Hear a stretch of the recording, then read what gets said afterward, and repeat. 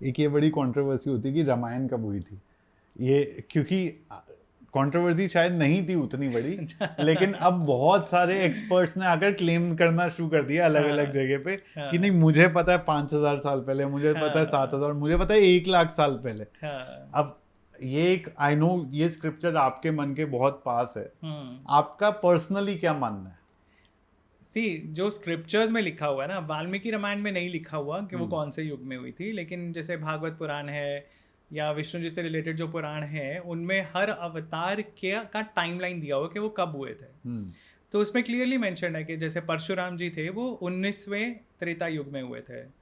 सो उसके लिए पहले समझना पड़ेगा कि हमारा जो टाइम है वो कैसे डिवाइडेड है, पर वो बहुत उसमें नहीं जाते, हम बहुत डिस्ट्रैक्ट हो जाएंगे। पर अभी हम 28वें महायुग में हैं और 19वें में परशुराम जी हुए थे और 24वें में राम जी हुए थे। और एक महायुग कितना होता है बस ये? सो एक जो महायुग है ना वो 4 युगों की साइकिल होती है, जिसमें सबसे छोटा है कलयुग, और कलयुग होता है 4,32,000 ईयर्स का। अच्छा, और फिर वो डबल होता जाता है? फिर double, triple and 4 times, that is 1 महायुग। और यहाँ हम बात कर रहे हैं 3 महायुगों के गैप की। तो ये करीब करीब हम 30 लाख साल की बात कर रहे हैं, मतलब बहुत पुरानी, millions of years we are talking about. पर जो मुझे समझ में आता है कि जो हमारे नक्षत्र जो दिखाई देते हैं हमें आकाश में, जैसे कॉन्स्टलेशंस दिखाई देती हैं, वो पोजीशंस सॉर्ट ऑफ रिपीट होती हैं। सो जो लोग ये क्लेम कर रहे हैं ना कि ये ऐसा इसी टाइम हो सकता था, ऐसा उस टाइम भी हो सकता था, लेकिन मुझे जहाँ तक मैंने समझा है, जो मुझे अभी तक अंडरस्टैंडिंग आई है, वो यही है कि that the same positions get repeated. तो वो एकदम से नहीं रिपीट होती, but there is a phenomena called precession. Precession of equinoxes होता है कि अर्थ अपनी एक्सिस पे घूम रही है, तो जैसे वो घूमती है तो वो सिचुएशंस रिपीट होंगी कभी ना कभी। सो ज़रूरी नहीं है कि वो उसी टाइम हुआ हो सकता है जब वो पोजीशंस पहली बार हुई थी उसके पहले हुई थी तब हुआ हो। तो जैसे मैंने इस सब्जेक्ट के बारे में थोड़ा रिसर्च करा, प्लानिटेरियम सॉफ्टवेयर जो नासा का है, उसके हिसाब से जो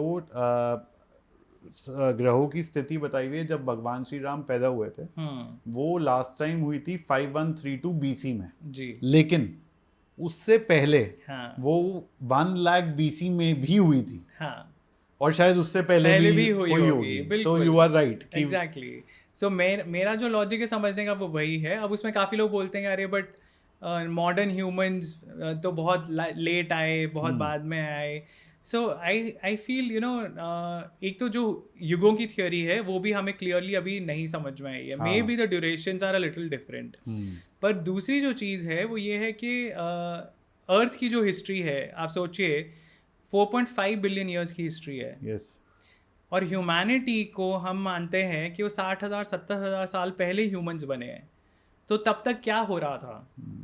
ये अपने आप में एक बहुत इंटरेस्टिंग आर्कियोलॉजिकल डिबेट है एक्चुअली, क्योंकि हमें मिलता नहीं है प्रूफ, तो हम सोचते हैं इससे पहले नहीं होंगे। बिल्कुल। लेकिन इसमें बहुत सारे थ्योरीज विद सम। सो पहले क्या होता था, हम सोचते थे कि ह्यूमंस आर सिविलाइजेशन 7-8 हज़ार साल पहले है, फिर हमें कुछ और मिला, 15,000 16,000 माना जाने लगा, अब 60,000 साल पहले माना जा रहा है। मॉडर्न ह्यूमंस मतलब सिविलाइजेशन तो ठीक है धीरे धीरे डेवलप होती है, पर मॉडर्न ह्यूमंस जैसा बोलते हैं मतलब 70,000 80,000 ईयर्स अगो अफ्रीका में होमो सेपियंस फर्स्ट टाइम मिलते हैं।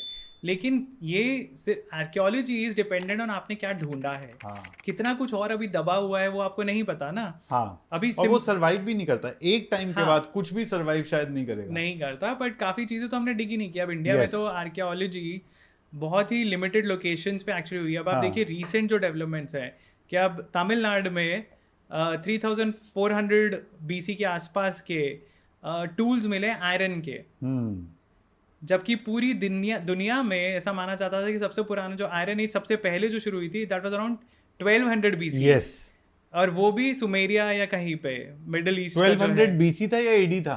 बीसी। हाँ। सो अब ये जो मिल रहे हैं और उसी and that was one of the reasons जो हमारी जो पूरी डेटिंग है ना, हमारी हिस्ट्री एक तो पूरी फ्लॉड भी है। फ्लॉड क्या, इमेजिनरी टाइमलाइंस है वो डोमिनेंस के लिए कुछ वेस्टर्न डोमिनेंस के हिसाब से। बिल्कुल। तो वो जो अब ऋग्वेद का डेटिंग वो बोलते हैं कि ऋग्वेद में क्योंकि आयरन की बात की हुई है तो ये 1500 बीसी का हो सकता है, क्योंकि उसके पहले तो कॉपर यूज होता था। हाँ, सो आयरन एज तो बाद में आई। अब आपको 3400 बीसी के आसपास का आपको आयरन के मिल गए हाँ, टूल्स, तो ऋग्वेद पीछे चली गई। सो जा सकती है ना अगर आप टाइमलाइन उसके अप्लाई करना शुरू करो तो। हाँ, so that is what I am saying कि हमारा जो आर्कियोलॉजी है ना, that is, I am not saying कि इट इज रॉन्ग, हाँ। आई एम जस्ट सेइंग कि वो उसकी लिमिटेशन है कि आपने क्या ढूंढा है, उसके ऊपर थ्योरी बेस्ड करेंगे वो।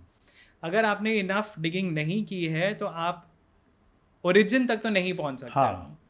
So that is the drawback. मेरे को एक इंटरेस्टिंग सवाल पूछना है इससे पहले कि हम आगे जाएं। मेरी बहुत क्यूरियोसिटी है इस बारे में। शिव पुराण जी, कब गठित हुई है आपके हिसाब से?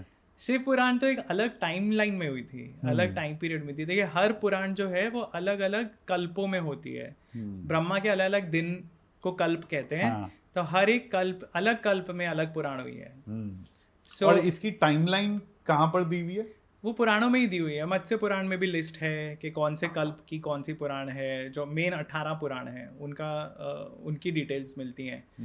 और उससे हमें पता चलता है कि कौन सी पुराण कौन से कल्प से रिलेटेड है। बट वो कल्प इतने, आप सोचिए ना, अगर कलयुग इतना बड़ा है, हाँ, 4 लाख साल का। हाँ, 4,32,000। तो महायुग कितना बड़ा है।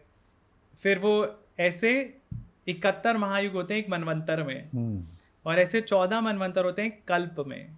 तो कल्प की जो ड्यूरेशन है वो कितनी बड़ी है, जो मतलब इट्स इमटेरियल, हम मतलब पहुंच ही नहीं सकते वहां तक। मेरे ख्याल से ना, मेरे को ऐसा लगता है इस चीज से, ये जो टाइमलाइन है ना, इससे सीखने की चीज ये है कि हम जो अपनी डेली चीजों में परेशान रहते हैं ना, हाँ, अगर हम ऑन अ लॉन्ग टाइमलाइन ये Yes. देखें कि हम कितने इररिलेवेंट हैं, बिल्कुल। तो एक मेहनत करते रहना चाहिए, पर एक एग्जाम में कुछ अच्छे नंबर नहीं आए शायद, हाँ, थोड़ा सा एक प्रमोशन नहीं मिला अगर, हाँ, या थोड़ा सा आपका जो है बच्चे के नंबर अच्छे नहीं आ रहे, या कोई दोस्त से लड़ाई हो गई, या कुछ भी फैमिली में लड़ाई हो गई, yeah. ये इस मनवंतर और कल्पों की टाइमलाइन पे बिल्कुल कितनी छोटी चीज है, क्योंकि हम कितनी बार जन्म ले लेंगे शायद। बिल्कुल। और उस मतलब उसके अलावा आप देखिए ना, अर्थ तो एक प्लैनेट है।